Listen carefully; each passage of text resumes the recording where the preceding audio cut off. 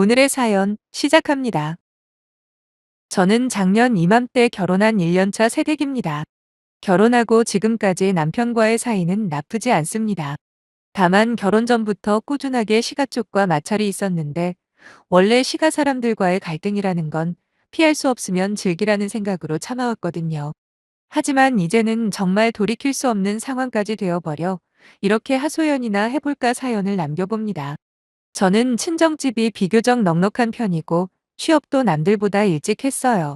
엄청난 대기업까지는 아니지만 그래도 나름 탄탄한 중견기업이라 만족하며 살고 있지요. 집에서 출퇴근을 하다 보니 월급의 대부분을 저축할 수 있었고 그러다 보니 나이에 비해 많은 돈을 모을 수가 있었습니다. 거기다 부모님께서 지원을 해주셔서 결혼하기 한참 전에 집을 마련했어요. 지역이 서울도 아니고 제가 다니는 회사 근처인 경기도인데다가 지금처럼 집값이 엄청나게 비싼 시기도 아니어서 정말 좋은 조건으로 대출받고 집을 살 수 있었지요. 물론 그 집에서 살았던 건 아닙니다. 왜냐하면 말씀드렸듯이 저는 부모님 집에서 출퇴근을 하고 있었으니까요. 그래서 전세를 주고 있었는데 그러다 지금 남편을 만나게 되었고 결혼 이야기가 나오면서 제 명의의 그 집을 신혼집으로 하면 어떻겠냐며 제가 먼저 제안을 했습니다. 남편 직장도 저희 회사에서 그다지 멀지 않은 곳이었고 결혼하게 되면 그 집에 남편이 들어와 살기로 최종 결정을 내렸어요. 몇 년 사이 집값 평균이 엄청 올라버려서 신혼집을 다시 구하기가 어려웠거든요. 뭐 너무 당연한 이야기겠지만 저한테 집이 있다는 사실을 들은 남편은 정말 뛸듯이 기뻐하더라고요. 문제는 시가 쪽이었습니다. 여자 쪽에서 집을 해오는 상황이면 당연히 남자 쪽에서 혼수를 해오는 거잖아요. 그건 남편도 동의를 했고 시가 쪽에서도 처음엔 그렇게 하겠다고 하더라고요. 그런데 예단 문제에서 자꾸 삐그덕 거리는 겁니다. 집값이 얼만데 혼수 비용이랑 비교가 되겠습니까? 하지만 시가 쪽에서는 다른 건 몰라도 예단은 포기 못하겠다고 하시는 겁니다. 저는 당연히 예단은 생략하고 넘어가는 줄 알고 있었거든요. 아니 혼수라도 제 마음에 쏙 들게 비싼 걸로 맞춰오는 거면 한번 생각해 보겠는데 시어머니랑 신우 둘이서 진짜 철진한 가성비 아이템으로만 준비를 하더라고요. 남편도 처음에는 중간에서 어리버리 있더니 자기 엄마랑 누나가 하도 돈돈거리고 어떻게든 돈 남겨 먹으려는 걸 알고부터는 완전 치를 떨더라고요. 그때부터 남편은 지금까지 한 번도 시어머니나 신우 편을 든 적이 없네요. 혼수를 가성비로만 하는 건 어차피 남편 주머니 아끼는 차원에서 오케이 했는데 뜬금없이 저보고 예단을 해달라 난리 피우는 거 보고 정말 두 손 두 발 들어버렸어요. 너무 답답해서 제가 직접 시가에 찾아가 단도직입적으로 물어본 적도 있습니다. 제가 신혼집을 해오는 상황에서 꼭 예단까지 받으셔야겠냐고요. 그랬더니 시부모님 두 분과 신우가 완전 눈을 뒤집고 거품까지 물더라고요. 예단은 돈이 문제가 아니라고 며느리가 시댁을 존중한다는 걸 표현하는 거라면서요. 그런데 그걸 끝까지 안 하겠다는 건 제가 돈 좀 있다고 자기들을 무시하는 처사라고 하시는 거예요. 친정 부모님도 그냥 좋은 게 좋은 거라며 적당히 해주고 넘어가자고 하셨고 저는 억울하긴 했지만 나중에 두고 보자는 생각으로 다른 허무맹랑한 물품들은 리스트에서 그냥 지워버렸습니다. 대신에 그 집 냉장고가 오래되긴 했더라고요. 그래서 냉장고랑 김치 냉장고만 가장 최신형에 좋은 걸로 맞춰줬어요. 신혼집 혼수 생각하면 저도 똑같이 저렴한 걸로 맞춰주고 싶었지만 기왕 돈 쓰는 거 확실하게 제대로 해야 나중에 제가 할 말이 있지 않겠어요? 깔끔하게 제일 좋고 비싼 걸로 맞춰줬습니다. 실제로 냉장고 들어가는 날 신우랑 시모 입이 귀에 걸리더라고요. 아무튼 그렇게 저와 남편의 결혼 생활은 시작되었고 그 후로 시가에 남편과 함께 방문하면 요즘도 남편 잡아먹을 듯 대하냐는 둥 아니면 돈 좀 있다고 신랑기를 죽이면 나중에 다 돌아온다는 둥 무슨 보릿고개 시절 이야기를 늘어놓으십니다. 저도 솔직히 한 성격하는 사람이고 그런 말을 듣는다고 기죽을 사람도 아니기 때문에 시모랑 시누이가 제 귀를 누르려 뭐라고 하던 그 앞에서 생긋생긋 웃어주었죠. 남편에게 시모랑 신우가 날 별로 안 좋아하는 것 같은데 다음엔 당신 혼자서 시댁 가라 하고 명절이나 보통 큰일이 생기지 않으면 시가 방문은 안 하는 걸로 합의 봤어요. 사실 시모는 그냥 전형적으로 못된 대한민국 시어머니인데 진짜 큰 문제는 바로 개념 없는 신우이였습니다. 참고로 신우는 남편보다 겨우 1살 많은데 지금까지 제대로 된 직업을 가져본 적이 없다고 해요. 남편 말로는 20대 초반부터 보험 팔다가 조금 지나서 부동산 관련 사무실에서 미분양 상가 팔고 다니고 그러다 최근에는 다단계를 하고 다니나 보더라고요. 하지만 돈은 한 푼도 못 벌고 빚만 잔뜩인데 지금까지 그런 사고 쳐서 시부모한테 돈 뜯어간 것만 거의 4천만 원 가까이 된답니다. 그 이야기 듣고 솔직히 내심 놀랐어요. 며느리한테는 1,000원 한 장 쓰는 것도 아까워하시는 시모가 그래도 딸이라고 밖에서 사고 친 걸 큰돈까지 들여서 수습해 줄 거라고는 생각 못 했거든요. 그런 걸 보면 자식은 자식이구나 싶었지요. 거기서 끝나는 것도 아니고 결혼 전 남편에게 1,000만 원 빌려간 것도 몇 년째 안 갚고 있다는 것도 들었어요. 남편이 그건 자기가 못 받을 생각으로 빌려준 거니까 잊어버리라고 하더군요. 그런데 문제는 결혼한 지 석 달 만에 신우가 남편 몰래 저를 찾아왔어요. 결혼 준비하면서부터 시모랑 같이 저를 못마땅해 했던 신우였기에 무슨 일로 저를 보자고 하나 싶었네요. 그리고 신우의 이야기를 듣고 속으로 웃지 않을 수가 없었습니다. 저를 보자마자 신우는 저한테 올케네 부모님 돈 많으시다 했지라고 물으며 그럼 어느 정도 돈을 잃어도 별로 큰 타격이 없지 않냐 그러대요. 그러면서 자기한테 투자하는 셈치고 2천만 원만 빌려달랍니다. 진짜 사람이 어쩜 이렇게 뻔뻔할 수가 있나 싶어서 웃음이 나더라고요. 제가 그때는 결혼한 지 얼마 안 된 상황이라 시가 식구들 앞에서 몸가짐도 조심히 하고 지금과는 다르게 신우 눈치도 볼 때였는데 사람 밑바닥을 경험하고 나니까 그 다음부터는 우습게 보였습니다. 큰돈 빌려달라는 사람치고 어떻게 미안한 기색도 없고 저리 뻔뻔한지. 물론 애초에 도와주고 싶은 마음도 없었지만 오만정이 다 떨어져 더더욱 오만정이 다 떨어지더군요. 저는 미안하지만 나도 돈이 없고 우리 부모님도 마찬가지다며 대답을 했습니다. 한번 생각해 보시라고 이제 막 결혼했는데 나한테 무슨 돈이 있겠냐고 했더니 시누이는 뭔가 고민하는 듯 하다가 진짜로 친정 부모님한테도 여유자금이 없냐 재차 물어보더라고요. 가만히 놔뒀다가는 정말이지 큰 사고를 칠 사람이었습니다. 결혼한 지 얼마 되지도 않은 올케한테 그렇게나 큰 돈을 빌려달라니 말이죠. 하지만 저는 결혼할 때 하도 예단하라고 성화를 하는 바람에 우리 부모님이 돈 빌려주셔서 냉장고 2개나 해주지 않았냐. 안 그래도 그 돈 갚느라 나도 요즘에 부모님한테 면목이 없다는 식으로 말하니까 그제야 자기도 조금 창피했는지 더는 돈 이야기를 하지 않더군요. 물론 예단으로 사들인 냉장고랑 김치냉장고 둘 다 부모님 도움 빌리지 않고 제 돈으로 산 거예요. 괜히 귀찮게 계속 매달릴까봐 둘러댄 거고요. 지금 생각해보면 신우가 결혼 초기에 찾아온 게 정말 다행이다 싶었습니다. 당장 그날에 이대로 살다간 큰일 나겠다 싶어서 남편에게 신우가 찾아와 했던 말들을 그대로 전해주고 남편 월급 통장이랑 집안의 모든 돈은 제가 관리하기로 합의를 봤습니다. 남편은 한 달에 용돈으로 딱 40만 원씩 체크카드에 넣어주고 나머지는 다 없애버렸어요. 가만히 놔뒀다가는 언제 신우가 남편 꼬드겨 돈 털어갈지 모르니까요. 남편도 제 말에 동의했고 크게 돈 쓸 일이 있으면 저랑 협의해서 쓰는 걸로 이야기했는데 아니나 다를까 남편에게서 경제권을 뺏은 지 일주일도 안 지나서 신우에게 전화가 왔습니다. 자기 딴에는 돈이 급한 나머지 자기 남동생한테 빌려달라 그랬는데 남편이 모든 돈 관리는 너네 새언니가 한다고 그러니까 자기한테 말해봐야 소용없다 단칼에 차단을 했다네요. 신우는 어떻게 자기 동생한테서 돈을 완전히 뺏어갈 수가 있냐 따졌고 저는 최대한 침착함을 유지하며 나 역시도 한 달에 정해진 용돈에서만 쓴다고 대답했지요. 나머지 돈은 전부 다 적금 넣으면서 관리하고 있으니까 우리 부부 돈 문제는 신우가 신경 쓸 일이 아니라고 말해줬습니다.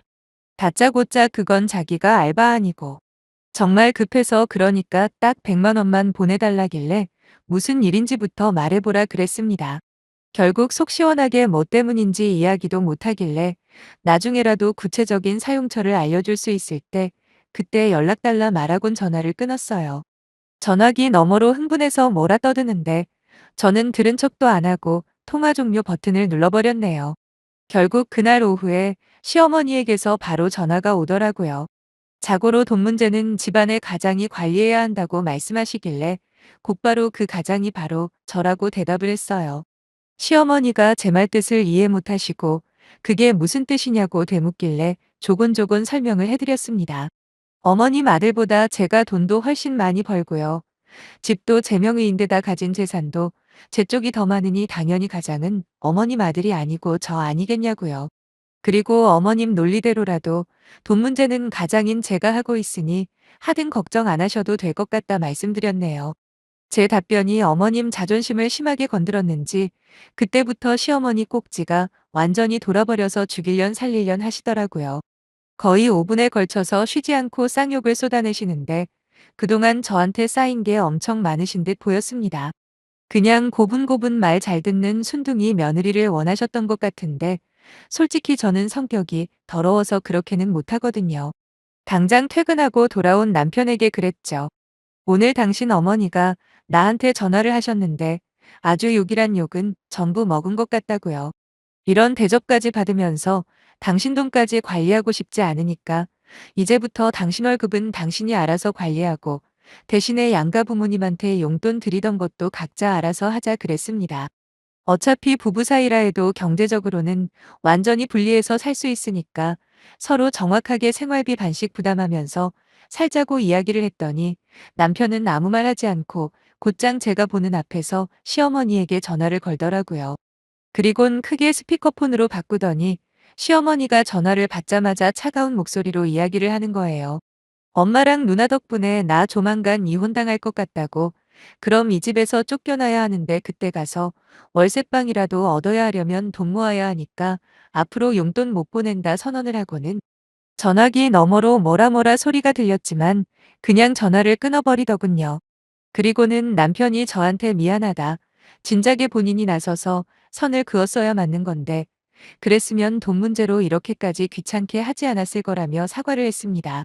사실 결혼할 때부터 남편과 저는 양가 부모님께 같은 금액의 용돈을 드리는 걸로 뜻을 맞췄거든요. 매달 50만 원씩 드리기로 했는데 문제는 저희 부모님께서 한사코 용돈 받는 걸 거절하시는 겁니다.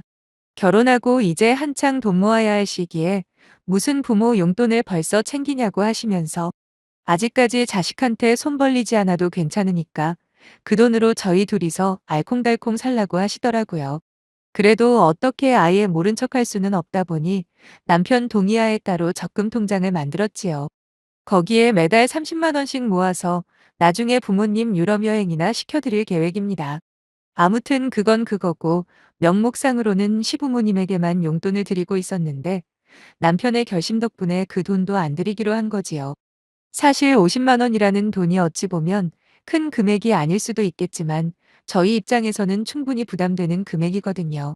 게다가 저희가 용돈을 드릴 때면 기쁜 마음으로 받으시기는커녕 다른 며느리는 최소 100만 원은 준다고 항상 잔소리를 덧붙이셨기 때문에 이제는 돈도 절약하고 잔소리도 안 들어도 되니 일석이조 아니겠습니까? 아마 시어머니는 남편이 용돈을 끊겠다는 말을 반신반의했던 것 같아요. 그러니까 실제로 다음 용돈 드리는 날까지 별다른 반응이 없었겠죠. 남편이 전화로 한바탕하고 한 달 정도 지났을까. 주말 저녁에 남편이랑 밖에서 외식을 하고 있었는데 신우가 남편에게 전화를 하더라고요. 워낙 조용한 식당이라 옆자리에 앉아있는 제 귀에도 통화 내용이 다 들렸어요. 신우는 아무리 그래도 그렇지 어떻게 부모님 용돈을 끊을 수가 있냐고 와이프가 시대 갈기를 우습게 알면 따끔하게 혼낼 생각을 해야지. 그저 와이프 치마폭에 쌓여서 아무것도 못하냐 엄청 뭐라 하는 겁니다. 원래 여자는 결혼하고 초장에 휘어잡아야 버릇이 안 나빠진다는 진짜 요즘 여자들이 들으면 기절초풍할 소리까지 하는데 제가 옆에서 듣고 있는 줄도 모르고 따발총처럼 제 욕을 하고 있는데 솔직히 가소롭기도 하고 좀 웃기기도 했네요. 그리고 제가 딱히 나서서 반론할 필요도 없었지요. 왜냐하면 남편이 먼저 얼굴이 벌개져서는 괜히 남의 집안에 이래라 저래라 훈수 둘 생각하지 말고 누나 인생이나 똑바로 살라고 막말로 우리가 부모님한테 뭘 돈을 달랬어 뭐를 달랬어 오히려 빈대처럼 아직까지 부모님 피 빨아먹고 사는 건 누나라며 아주 대차게 달려들더라고요. 그리고 하다못해 우리는 부모님 용돈이라도 챙겨드렸지. 누나는 허구한 날 사고만 칠 줄 알았지. 부모님 생신날에 제대로 된 선물 한번 해봤냐고 입에서 침까지 튀어가며 말하는 남편을 보고 있자니 아마도 남편 역시 그동안 신우한테 쌓인 게 아주 많아 보였네요. 아무리 봐도 상황이 자기한테 불리하게 돌아간다 판단했는지 신우는 얼마 안가 별소리 없이 전화를 끊었고 곧이어 남편은 시어머니에게 전화를 했습니다. 말씀할 게 있으시면 괜히 누나한테 시키지 말고 직접 하시라며 다시 한번 왜 용돈을 안 드겠다 결정을 했는지 이유를 설명해 드렸고 납득을 하신 건지는 모르겠지만 이번에는 조용히 전화통화를 마무리하더군요. 솔직히 남편한테는 고마운 마음과 안쓰러운 마음 둘 다 들었습니다. 괜히 중간에 끼어서 얼마나 속상하겠습니까? 그래도 가족인데 말이지요. 하지만 안 될 인간은 끝까지 안 되더라고요. 며칠이 지나서 신우가 술 먹고 전화해서는 저 때문에 화목했던 집안이 콩가루가 되었다고 어떻게 책임질 거냐며 바락바락 악을 쓰길래 옆에서 자고 있던 남편에게 전화기를 넘겨줘 버렸거든요. 남편도 이번에는 진짜 못 참겠던지 그동안 받을 생각 없었던 돈 1,000만 원을 언급하며 한 푼도 빠짐없이 갚으라고 화를 내더라고요.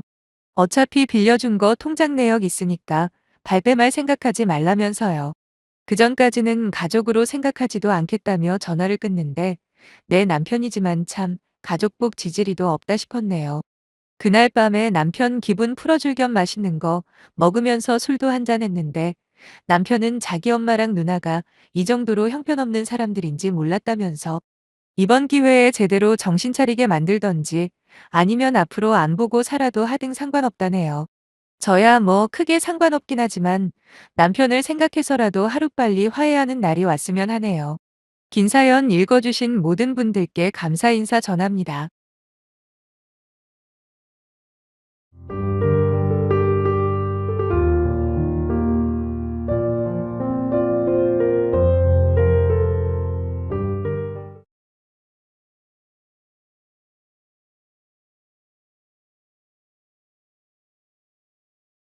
오늘의 사연 시작합니다.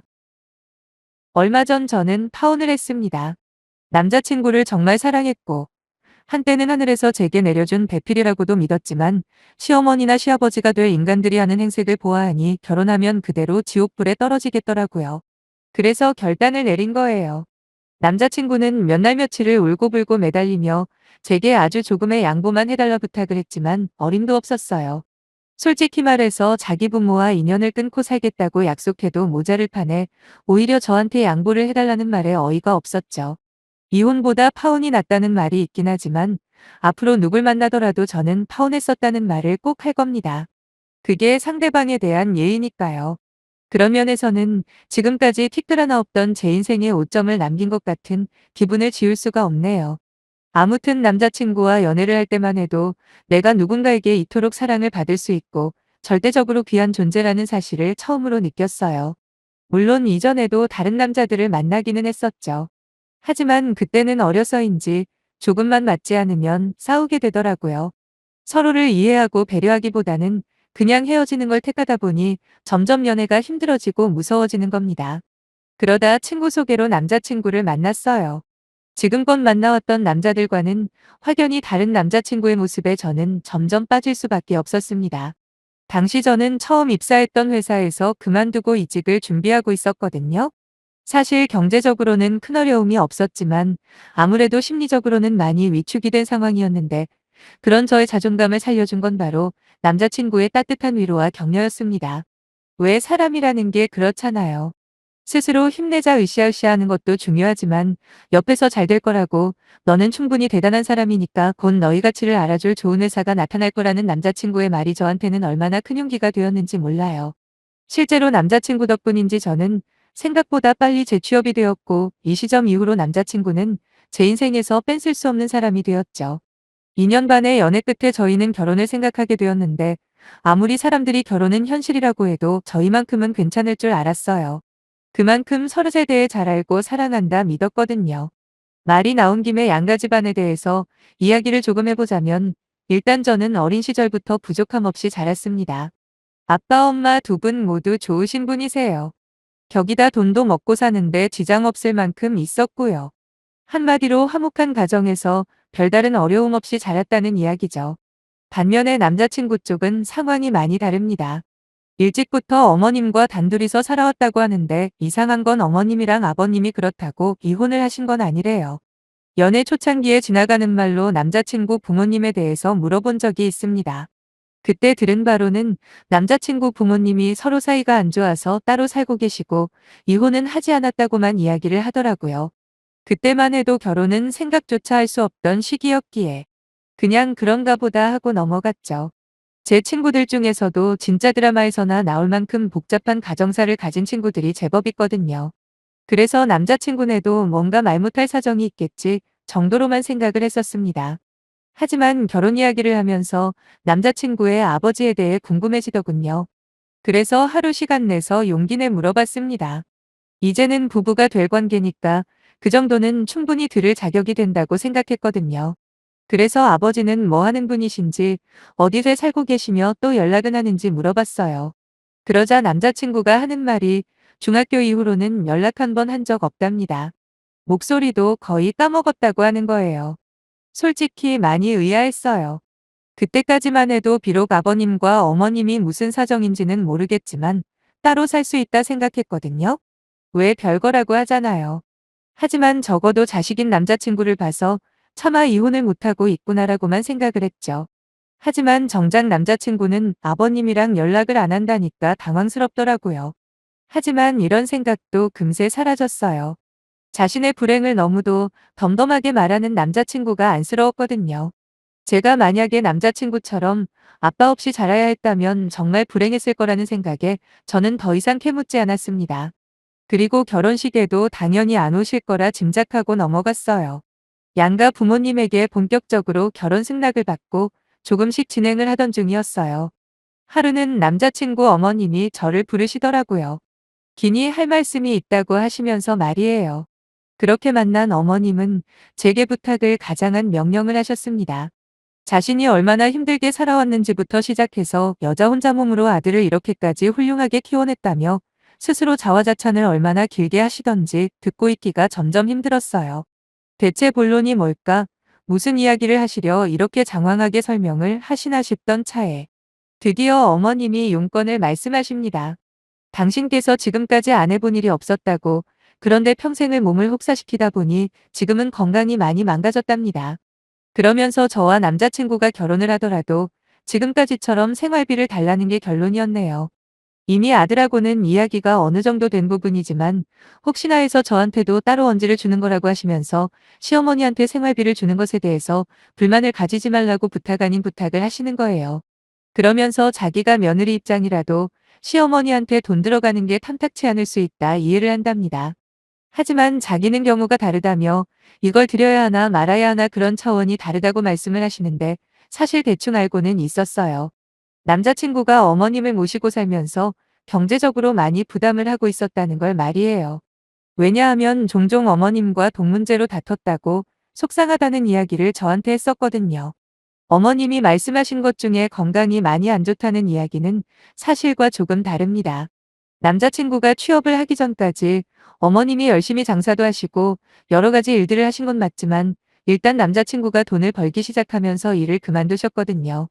그렇다고 어머님 말씀대로 몸이 어디 아프거나 건강이 안 좋아서는 아니고요. 물론 연세가 있으시다 보니 젊은 사람처럼 건강할 수는 없겠죠. 하지만 제가 하고 싶은 말은 저렇게 당당하게 나는 일 못하니까 돈 내놓는 게 당연하거야 라고 말할 수준은 아니라는 겁니다. 그리고 바로 그 부분 때문에 남자친구와 어머님이 자주 갈등을 겪었던 거고요. 일을 그만두고 어머님이 집에만 계셨다면 모르겠지만 여기저기 많이도 돌아다니시는 것 같더라고요. 거기다 운동하는 모임에도 3개나 가입을 하셔서 평일에는 아침 저녁으로 나가서 운동을 하신답니다. 그리곤 생활비며 용돈이면 전부 남자친구한테 의존을 하니 당연히 남자친구 쪽에선 불만이 쌓일 수밖에 없는 거죠. 그렇다고 결혼하면 어머님을 아예 모른 척할 생각도 아니었어요. 남자친구가 결혼하면 저는 당연히 어머님도 오실 거리라도 시작하실 줄 알았어요. 그러면 저희가 어느 정도 용돈 정도만 보내드리면 되겠다 싶었는데 어머님 생각은 그게 아니었더라고요. 결혼하고도 전처럼 똑같이 자식이 보내주는 돈으로만 생활을 할 작정이었던 거죠. 근데 자꾸만 자기 아들이랑은 어느 정도 이야기가 됐다고 말씀하시는 게 마음에 걸리긴 했습니다. 저 혼자 결정할 문제가 아니니 남자친구랑 상의를 해보겠다 말씀드리고 겨우 도망치다시피 그곳에서 빠져나올 수 있었네요. 결혼이라는 게 당사자 둘만 좋아서 되는 게 아니라는 것 정도는 알고 있었지만 벌써부터 이런 일을 겪을 줄은 몰랐는데 마음이 정말 무겁더라고요. 그날 남자친구와 곧바로 어머님과 나눴던 대화에 대해서 이야기를 했습니다. 일단 제가 먼저 물어봤죠. 어머님은 이미 오빠랑 말을 주고받은 것처럼 말씀하시던데 그게 맞냐고요. 그랬더니 남자친구는 약간 당혹해하면서 오히려 저한테 질문을 하더라고요. 그래서 지금 한 푼도 못 드리겠다고 말하고 싶은 거냐고요. 갑자기 나를 세우는 남자친구를 우선 진정시켰습니다. 뭔가 오해를 한 것 같은데 돈을 안 드리겠다는 이야기가 아니라 내가 진짜 하고 싶은 말은 이제부터 우리는 부부니까 함께 상의를 하는 게 중요하다는 거다라고 했죠. 거기다 다른 문제도 아니고 돈에 관련된 건데 10원을 사용해도 서로 동의를 해야 하는 게 맞는 거 아니냐고 말했습니다. 그랬더니 그제야 남자친구도 저한테 사과를 하더라고요. 처음부터 자기가 어머님을 모시고 사는 거 알고 만났기 때문에 당연히 저도 동의할 거라 생각했대요. 뭐 그럴 수도 있다고 생각은 합니다. 저 역시도 어느 정도 시어머니 생활비를 도와드리는 걸 전제로 결혼을 생각한 거고요. 하지만 앞에도 말씀드렸듯이 어머님도 최소한의 노력이라는 걸 할 때 이야기였거든요.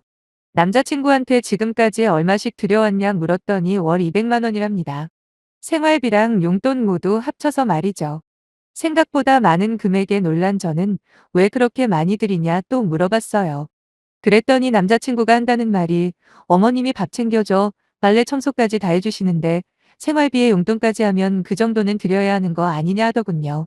그래 그거야 결혼기 전이니까 그렇다 치고 우리가 결혼하고 난 후에는 얼마씩 드릴 예정이냐고 하니까 어머님이 똑같이 200만 원을 보내라고 하셨다는 거예요. 그 소리를 듣자마자 지금까지 참고 참았던 인내심이 폭발하는 느낌이 들더군요. 아니 결혼 전에 살림해주고 생필품 비용까지 감안해서 200만 원 들였다 쳐도 이제 결혼하고 분가를 하는데 무슨 200만 원이냐. 이게 말이 되는 소리냐며 저도 모르게 큰 소리를 냈습니다. 거기다 이 멍청한 남자친구는 기껏 한다는 말이 뭔지 아세요? 돈을 드린다는 것까지만 말씀드렸지 정확한 금액은 아직 안 정했다면서 저를 진정시키려고 하더라고요. 저도 참 등신인 게 그 와중에 100만 원 이상은 못 드리니까 그렇게 알고 있으라고 했네요. 한 달에 100만 원이라니요. 남자친구는 자기가 책임지고 말씀드린다 약속을 했고 며칠 후에 결혼하고 생활비는 100만 원씩 드리는 걸로 결론을 지었답니다. 그러면서 칭찬 한 번 안 해주냐는 그놈을 보며 진짜 이 결혼을 하는 게 맞는 건지 심히 의심이 들더군요. 저와는 다르게 남자친구는 그저 우리가 결혼한다는 사실만으로도 핑크빛 미래를 그리고 있었고 시간은 흘러가고 있었어요. 그런데 어느 날 주말에 남자친구가 잔뜩 상기된 목소리로 전화를 하는 거예요. 당시에 제 머릿속은 여러 가지 생각들과 걱정으로 복잡했는데 자기 혼자 해맑은 남자친구가 짜증나고 원망까지 되었습니다. 퉁명스럽게 전화를 받은 저에게 남자친구는 놀라운 소식을 전해주더라고요. 그건 바로 자기 아버지가 결혼식에 참석하겠다 연락을 해왔다는 거예요. 남자친구와는 다르게 어머님과 아버님은 그래도 가끔씩이나마 전화 정도는 주고받고 있었는데 아들이 결혼한다는데 빠질 수는 없지 않냐 그랬답니다. 지금 생각해도 그 두 분의 관계는 이해가 안 되네요. 듣자 하니 아버님은 그쪽에서 이미 가정을 꾸린 지 한참이라고 했거든요. 남자친구는 잔뜩 들떠서는 막 호들갑을 떨던데 저는 그러거나 말거나 잘됐다 말 한마디 하고 말았어요. 저한텐 그게 문제가 아니었거든요. 결혼하기도 전부터 한 달에 200만 원을 아무렇지도 않게 달라는 남친 어머니가 나중에는 무슨 요구를 할까 고민이 많이 되었습니다. 아마 그 후에 그 일이 없었더라도 결국 헤어지기로 결심을 하긴 했을 것 같네요. 다행인지 불행인지 저의 그런 결심을 확실하게 굳혀준 사건이 생겼어요. 혼자 신이 나서 결혼 준비에 박차를 가하고 있던 남자친구와는 달리 저는 뭘 해도 마음에 안 드는 겁니다. 그래서 민기적민기적거리고 있었는데 하루는 남자친구가 자기 부모님이랑 식사 자리를 마련했다고 하더군요. 아무래도 결혼식 전에 아버지 얼굴은 한번 뵈야 하지 않겠냐면서요. 딱히 내키지는 않았지만 그렇다고 거절할 명분도 없고 해서 나갔습니다. 남자친구 아버지는 한눈에 보기에도 꼬장꼬장하고 고집이 아주 세게 생기셨어요. 아무튼 밥이 코로 들어가는지 입으로 들어가는지 모를 정도로 건성건성 식사를 하고 있었죠. 갑자기 남자친구 어머니가 그놈의 생활비 이야기를 또 꺼내시는 겁니다. 자기가 통 크게 양보한 거 잊지 말라면서 그런 의미로 예단은 하자는 식으로 말씀을 하시는 거예요. 이미 양가 부모님들에게 예단이나 뭐 그런 거 할 돈으로 집 구하는데 최대한 보태자고 결론을 내놓은 상태였거든요. 근데 이제 와서 다시 예단은 해야겠다니 정말 어이가 없었죠. 눈치를 딱 보아하니 생활비를 깎아준 게 계속 마음에 걸렸던 것 같았어요. 더 황당한 건 옆에 있는 남자친구 아버지가 한 말이었네요. 자기는 명품 시계 하나면 된다는 겁니다. 아니 지금까지 아버지 노릇이라고는 해본 적도 없는 것 뻔히 다 아는데 몇십 년 만에 나타나서는 명품 시계라도 괜찮다니요. 차라리 그동안 미안했다면서 결혼 비용을 보태줘도 모자를 판에 말이에요. 하도 기가 차서 아무 대답도 못하고 그냥 숟가락만 들고 있었습니다. 남자친구도 제 눈치가 보였던지 자기 아버지를 말리면서 나중에 그건 따로 이야기하자더군요. 그 소리를 듣자마자 정신이 번쩍 들었습니다. 저는 남자친구에게 큰 소리로 되물었어요. 나중에 이야기하긴 뭘 나중에 이야기하냐고요. 당장 대답하라 했습니다. 우물쭈물거리는 남자친구의 모습을 보니 답이 확실해지더군요. 남자친구를 똑바로 노려보며 또박또박 말했습니다. 계속 참아주니까 내가 호구로 보이냐고요. 처음에 매달 200만 원 달라고 할 때도 어이가 없었지만 그래도 100만 원까지는 허용해줬다. 근데 네 월급 한 달에 300만 원 겨우 넘는 건 니네 어머니가 아시냐 했어요. 자식 등골 빨아먹는 것도 어느 정도지 사지 멀쩡하고 아픈 데 없는데도 결혼한 아들 돈으로 생활하려는 게 말이나 되냐 따졌습니다.